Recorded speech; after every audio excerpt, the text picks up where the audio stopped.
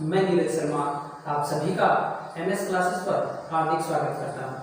प्यारे विद्यार्थियों, अपना 12th क्लास का टॉपिक वेक्टर चल रहा था, जिसकी बेसिक इंफॉर्मेशन हमने प्रीवियस लेक्चर में कंप्लीट कर ली है, जिसका लिंक मैंने डिस्क्रिप्शन बॉक्स में दे दिया है। और अगर आपने अभी तक वो लेक्चर नहीं देखा है तो प्लीज़ आप वो लेक्चर जरूर देखें, क्योंकि उस लेक्चर में वेक्टर की सारी बेसिक इंफॉर्मेशन दी हुई है। प्यारे विद्यार्थियों, आज की क्लास में हम चर्चा करेंगे सदिशों के योग पर। और सदिशों का योग पढ़ने से पहले मैं एक छोटी सी बात बताना चाहूंगा। किसी अपन ने लास्ट लेक्चर में बात की थी पोजीशन वेक्टर, स्थिति सदिश की बात की थी, स्थिति सदिश। और अपन ने बात की थी कि मैं एक अज्यूम करूं एक वेक्टर ये वाला जे ओ और ये ए, जिसकी डायरेक्शन इस प्रकार है। ठीक है, इसको मैं रिप्रेजेंट करूंगा तो किस प्रकार रिप्रेजेंट करूंगा, ओ ए से और ऊपर निशान लगाऊंगा इसका वेक्टर। ठीक है विद्यार्थियों, अब देखना इसको मैं किस प्रकार पढ़ता हूँ। ये पोजीशन वेक्टर है बिंदु ए का और किसके सापेक्ष, ओ के सापेक्ष। मतलब इसको मैं अगर लिखना चाहूँ तो किस प्रकार लिखूंगा कि बिंदु ए का स्थिति सदिश, स्थिति सदिश और किसके सापेक्ष से 30 डिग्री पूर्व में 40 किलोमीटर विस्थापन का क्या करना है, अपने को उल्लेख करना है। तो अपन देखना इसके अंदर क्या पूछा है, विस्थापन। और विस्थापन प्यारे विद्यार्थी क्या है, एक सदिश राशि। ठीक है, ये कैसी राशि है, एक सदिश राशि है। तो अगर मैं इसका ग्राफ पेपर पर ड्रॉ करूं इसको, तो किस प्रकार ड्रॉ करूंगा कि ये मैंने क्या लिया, निर्देशांक तंत्र, दिशा निर्देशांक तंत्र लिया। इसके अंदर ईस्ट, वेस्ट, नॉर्थ और साउथ। ठीक है, ये क्या हुआ, उत्तर, दक्षिण, पूर्व और पश्चिम। ठीक है, अब देखना क्या कहा है कि उत्तर से 30 डिग्री इधर पूर्व में, उत्तर से 30 डिग्री इधर पूर्व में। तो क्या करूंगा मैं, ये वाला। और कितना डिग्री है ये, 30 डिग्री। ठीक है, और कितना है, 40 किलोमीटर। तो ये क्या, यहां से इस बिंदु को मैं मान लूं P, तो इस बिंदु से और इस O बिंदु तक की दूरी कितनी है, 40 किलोमीटर। तो अपने पास क्या आ गया, इसका जो उल्लेख है, इसका जो स्थिति सदिश है, किसका, बिंदु P का क्या हो गया, OP। और P का स्थिति सदिश क्या है, O बिंदु के सापेक्ष OP। तो ये इसका क्या हो गया, विस्थापन का उल्लेख हो गया कि O बिंदु से इतना 40 किलोमीटर P है, जो कैसे है, उत्तर से 30 डिग्री किस दिशा में, पूर्व दिशा में। तो इसको क्या बोलते हैं अपन, स्थिति सदिश। प्यारे विद्यार्थियों, अपना यहाँ तक कंप्लीट हो गया था पिछले लेक्चर में। अब अपन बात करते हैं सदिशों के योग, addition of vector.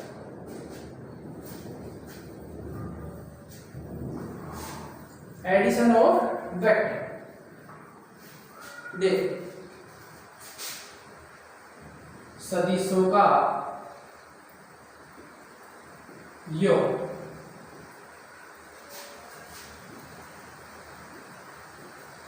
Addition of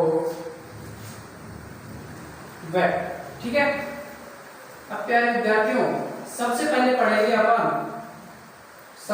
पढ़ेंगे दो सदिशों का योग। कौन सा, दो सदिशों का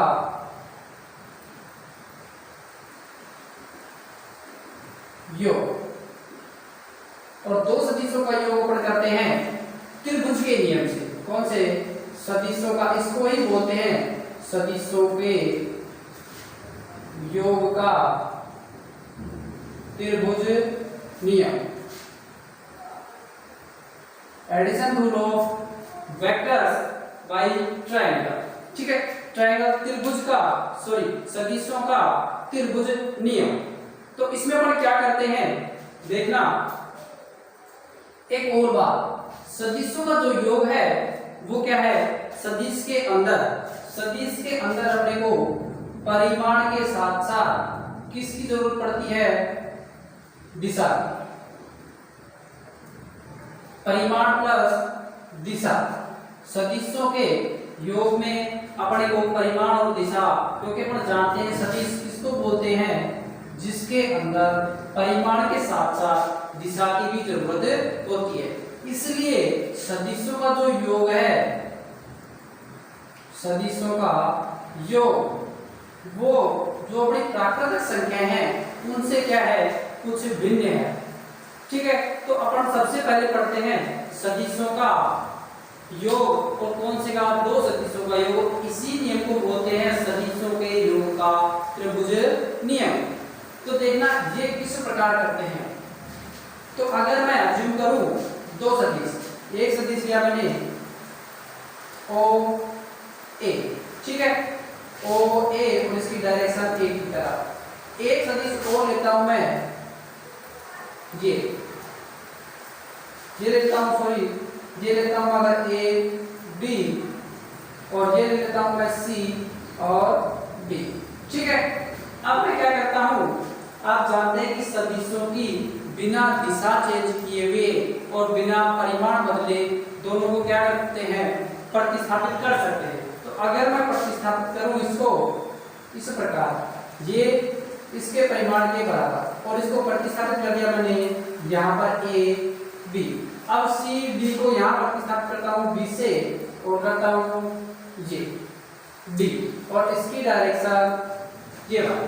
तो सदिशों का जो त्रिभुज नियम है वो ये कहता है, पहले हम डायरेक्शन देख लेते हैं। तो इसका जो परिणामी सदिश होगा वो क्या होगा, इस प्रकार, और डायरेक्शन भी क्या होगी, इन दोनों की विपरीत, इन दोनों के क्या होगी, विपरीत क्रम में होगी, क्योंकि ये इस साइड जा रहा है, ये इस साइड जा रहा है, तो वैसे किस साइड होना चाहिए, ये इस साइड होना चाहिए। लेकिन त्रिभुज नियम कहता है इन दोनों के क्रम के विपरीत साइड में इसकी दिशा होगी।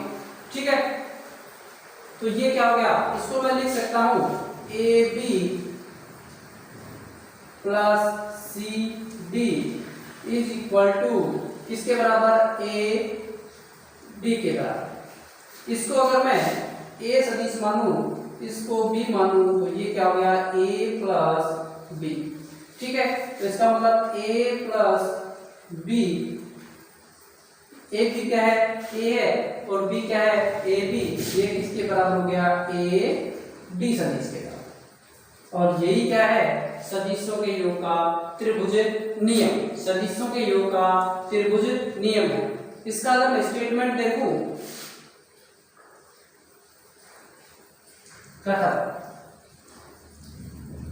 स्टेटमेंट, अगर मैं इसका स्टेटमेंट देखूं तो वो क्या कहता है कि दो सदिशों का योग, दो क्रमवार सदिशों का योग, दो क्रमवार सदिशों का योग, सदिशों का योग क्या होगा, त्रिभुज की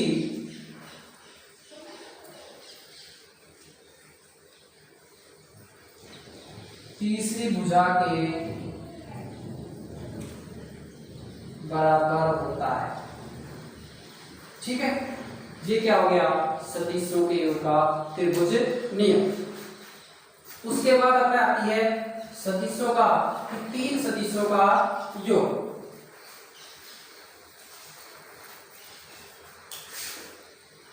दूसरा आता है, अपना आता है सदिशों के योग का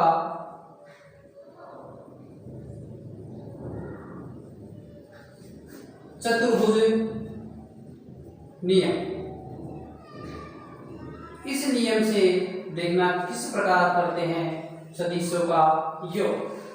अगर मैं दो सदिश मानूं, एक मानूं ओ ए, ठीक है, दूसरा मानता हूं दोनों का जो सह प्रारंभिक बिंदु है, इस नियम के अंदर कि दोनों जो सदिश मानूंगा उनका सह प्रारंभिक बिंदु क्या होगा, ओ होगा। ठीक है, एक सदिश ये मानता हूँ ओ ए और ओ बी, ठीक है। इस सदिश की डायरेक्शन है ए की तरफ, इस सदिश की डायरेक्शन है बी की तरफ, और इस सदिश को मैं अज्यूम कर लूं ए और इस सदिश को अज्यूम कर लूं मैं बी। तो इन दोनों सदिशों का जो परिणामी सदिश है वो इनके सह प्रारंभिक बिंदु से जाने वाले विकर्ण के बराबर होगा, ठीक है। तो इन दोनों का सदिश ए सदिश और बी सदिश दोनों का सह प्रारंभिक बिंदु कौन सा है? बिंदु ओ, ठीक है।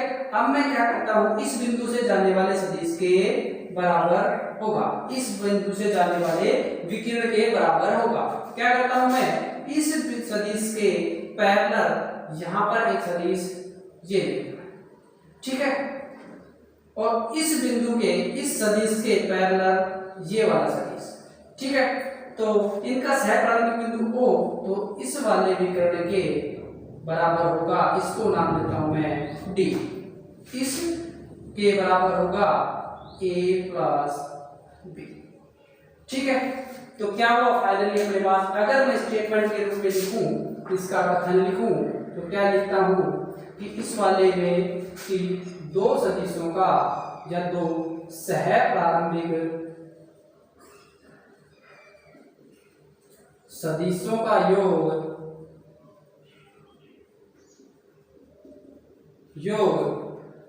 उनके सह प्रारंभिक बिंदु से जाने वाले विकर्ण के बराबर होता है, ठीक है। ये क्या हो गया, सदिशों के योग का चतुर्भुज नियम, ठीक है। क्या हुआ, ओ ए सदिश ए है, ओ बी सदिश बी है, तो मैं क्या करता हूं, इसके पैरेलल ये लाइन में सदिश मानता हूं, और इस वाले सदिश के पैरेलल ये वाला सदिश मानता हूं, इसकी डायरेक्शन भी इस प्रकार होगी, तो ये ए हो गया और ये बी हो गया। तो इन सदिशों का योग किसके बराबर होगा, इनके सह प्रारंभिक बिंदु ओ से जाने वाले विकर्ण के बराबर होगा। लिखूं क्या कि O A plus O B is equal to O D के बराबर, ठीक है। इसका मतलब O D is equal to A plus B, O D किसके बराबर होगा, ए प्लस बी के। ओ डी क्या है, ओ डी क्या है, चतुर्भुज, चतुर्भुज ओ ए डी बी का विकर्ण का क्या है, एक विकर्ण, ठीक है। तो क्या हो गया, ओ ए प्लस ओ बी इसके इक्वल हो गया ओ से जाने वाले विकर्ण के बराबर हो गया, ए प्लस बी। अब अपने पास तीसरी बात आती है सदिशों के योग का बहुभुज नियम। सदिशों के योग का बहुभुज नियम, तीसरा नियम क्या आता है अपने पास, सदिशों के योग का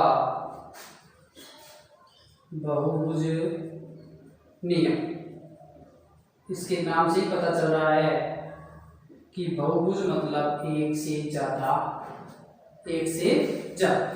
बहुभुज का मतलब क्या होगा, एक से ज्यादा। देखना अगर मैं बात करूं इस वाले नियम पर में भी जो पिछले अपन ने दो नियम पढ़े हैं वो नियम अगर आपको समझ में आए हैं तो ही ये नियम समझ में आएगा, अन्यथा ये नियम भी समझ में नहीं आएगा। देखना बहुभुज का नियम क्या है कि ऐसी बंद आकृति जिसमें भुजाओं की संख्या क्या हो, दो से ज्यादा, दो से ज्यादा। तो अपन क्या करते हैं, लेट अपन सदिश मानते हैं A B C D E और एफ। इस प्रकार अपन कितने भी सदिश मान सकते हैं और इन सदिशों को क्या ज्ञात करना है, अपने को योग ज्ञात करना है, जिनका अब देखना ये ए हो गया, ये बी हो गया, सी हो गया, डी हो गया, ई हो गया, ठीक है। ए बी सी डी और ई, इस प्रकार हमने कई सदिश मान लेते हैं, ठीक है। अब क्या करते हैं, इन सदिशों को क्या करते हैं, प्रतिस्थापित करते हैं। और मैं प्रतिस्थापित करता हूं, देखना किस प्रकार। ये सदिश ए मान लिया, ये सदिश बी मान लिया, ये सी मान लिया, ये डी मान लिया, ये ई मान लिया, ये एफ मान लिया, ये जी मान लिया। ठीक है, ये ए बी सी और डी और ई और एफ। ठीक है, इन सदिशों को प्रयोग क्या करना है, इनका योग करना है कि इन सदिशों का योग क्या होगा। तो देखना, अगर मैं इस बिंदु क्या मान लूं ओ, इसको ए, इसको बी, सी, डी और ई और इसको कैपिटल एफ मान लिया। ठीक है, अब मैं क्या करता हूं, बिंदु ओ से और बी पर ये लाइन है। ठीक है, ये क्या बन गया अपने पास, त्रिभुज बन गया ओ A B. O A B अपने पास क्या बन गया, त्रिभुज बन गया। तो मैं क्या लिखूं, त्रिभुज ओ ए बी से इस वाले त्रिभुज से मैं लिखूं तो देखना, इस वाले जो सदिश है उसकी डायरेक्शन ऐसे है, ओ बी ए बी की डायरेक्शन है बी की तरफ।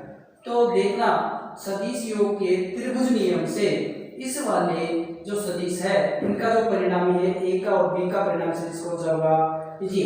तो इनका जो परिणामी है उसकी दिशा किस प्रकार होगी, इस प्रकार। और सदिश का परिमाण क्या होगा, ए प्लस बी। ठीक है, तो सदिश ओ ए बी से क्या लिखूं, O A plus A B is equal to क्या हो गया, ओ बी। और ओ बी किसके बराबर है, ए प्लस बी। ठीक है, यहां तक कोई दिक्कत नहीं होगी। अब मैं क्या करता हूं, मेरे पास ये आ गया। अब इस सी बिंदु को ओ बिंदु से मिला देता हूं। ठीक है, अब देखना वापस से ओ बी सी, फिर ट्रायंगल बना, ओ बी सी फिर ट्रायंगल बना। तो इस वाले सदिश की डायरेक्शन किस साइड होगी, इस प्रकार। इसकी ओ बी की तरफ है, बी सी की ओर है, और सी ओ क्या हो गया, इसका दोनों का तीसरी भुजा होगी इस त्रिभुज की। कौन से की, त्रिभुज ओ बी सी में। ओ बी सी में क्या करता हूं, O B plus B C किसके इक्वल आएगा, ओ सी के इक्वल।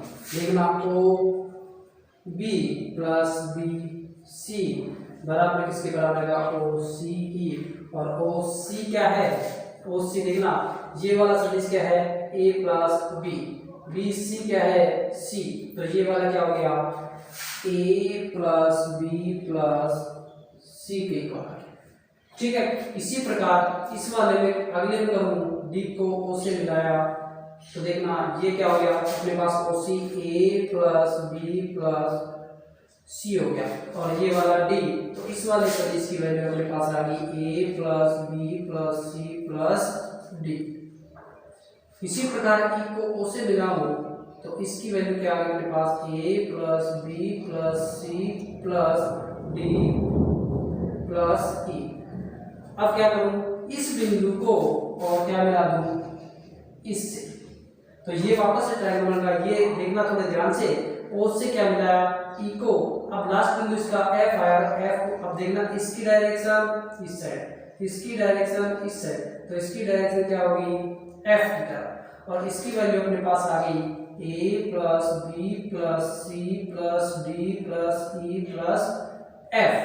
ठीक है, तो अपने पास ये किसकी वैल्यू आ गई, ओ एफ। सदिश ओ एफ की वैल्यू अपने पास क्या आई, A plus B plus C plus D plus E plus F. और ये क्या कहलाता है, सदिश योग का बहुभुज नियम कहलाता है। देखना इसके अंदर पूरे के अंदर कौन सा नियम काम में आ रहा है, सदिश योग का त्रिभुज नियम। सदिश योग का त्रिभुज नियम वो मैं आपको एक बार फिर समझाता हूँ, फिर अच्छे से समझ में आ जाएगा कि क्या करना है। सदिश योग के त्रिभुज नियम में पहला नियम था सदिश योग का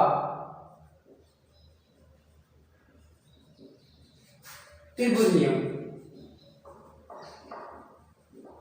त्रिभुज नियम, मैं दो सदिशों को क्या करता हूं, त्रिभुज की दो भुजाओं से डिनोट करता हूं, सदिश ए और ये सदिश बी।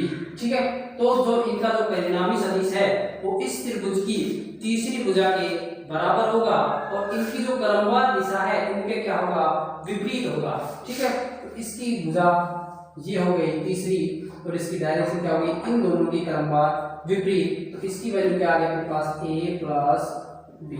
और ये क्या था, सदिशों का त्रिभुज नियम।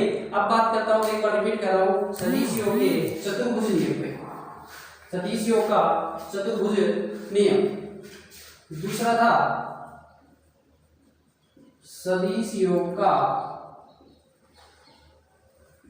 चतुर्भुज नियम। इसमें क्या था कि अगर मैं दो सदिशों को उनकी संगत भुजाओं से डिनोट करूं, ये a और ये b, तो क्या होगा कि इन दोनों का सदिश, इन दोनों सदिशों का जो परिणामी है इनके सह प्रारंभिक बिंदु से जाने वाले विकिरण की क्या होगा, बराबर होगा। तो इसको मैं इसके पैरेलल एक सदिश मानता हूं ये a और इसके पैरेलल सदिश मानता हूं b। तो इनका सह प्रारंभिक बिंदु a और b का कौन सा हो गया, ये o, और o से जाने वाला विकिरण क्या हो गया अपने पास, o b। o इसको a मान लेता हूं, इसको b मान लेता हूं, तो इसका सह प्रारंभिक बिंदु क्या हो गया, o d के बराबर होगा। तो ये क्या हो गया, a प्लस b। ठीक है, ये क्या होगा, सदिश योग का चतुर्भुज नियम। तीसरी थी सदिश योग का बहुभुज नियम, वो अपने पास ये था कि मैंने क्या किया, o a a b b c c d और e f f e f इनसे डिनोट किया। तो इनकी वैल्यू किसके बराबर है, इन सारों में क्या लगाना है, ट्रायंगल का नियम लगाना है और ये वाला नियम निकलेगा। o f क्या आएगा, a plus b plus c plus d plus e plus f के बराबर। ठीक है मेरे विद्यार्थियों, आशा करता हूँ सभी को समझ में आया होगा। अब देखना, एक मैं स्पेशल नोट लिखता हूँ, स्पेशल नोट लिखता हूँ, और वो क्या है, सभी को याद रखना है ये कि अगर यदि किसी सदिश में किसी सदिशों के योग करें तो किसी सदिश योग में पहले सदिश का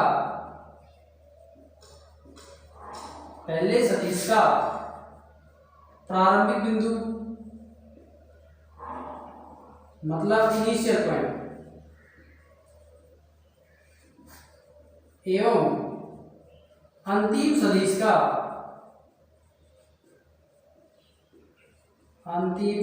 का अंतिम बिंदु मतलब टर्मिनल पॉइंट दोनों एक हो जाए तो सदिशों का योग 0 होगा।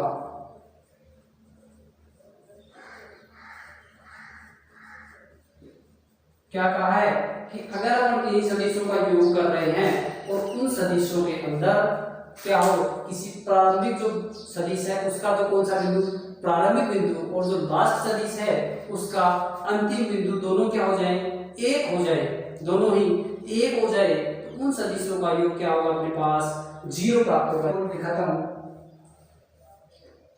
जब अपने चतुर्भुज नियम पढ़ा, ठीक है, ये वाला अपने ज्ञात किया।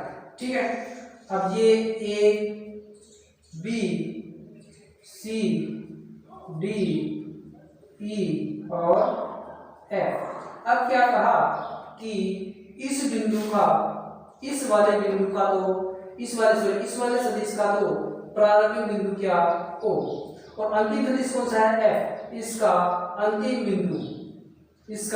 अंतिम बिंदु दोनों ही क्या हो जाए, एक हो जाए, दोनों ही एक हो जाए। मतलब क्या करूं कि इसको क्या मिला दूं, लास्ट यहाँ पे मिला दूं और इस प्रकार, तो इनका सारों का योग क्या होगा, a plus b plus c plus d plus e plus f is equal to क्या आ जाएगा अपने पास 0 आ जाएगा। ठीक है, इसकी वैल्यू अपने पास क्या आ जाएगी, 0 आ जाएगी। ये अपने को याद करना है कि यदि किसी सदिश योग में किसी प्रारंभिक बिंदु का प्रारंभिक बिंदु और अंतिम सदिश का अंतिम बिंदु दोनों अगर एक हो जाए तो उन सदिशों का योग क्या प्राप्त होगा, अपने को 0 प्राप्त होगा। ठीक है बच्चों, आज अपनी बात हुई सदिशों के योग पर, और अगले लेक्चर में और इसी से आगे की क्लास को कंटिन्यू करेंगे। तब तक के लिए आप इस वीडियो को बार बार देखिए, इनको समझने का प्रयास कीजिए, याद करने का प्रयास कीजिए। तब तक के लिए आप सभी का बहुत बहुत धन्यवाद।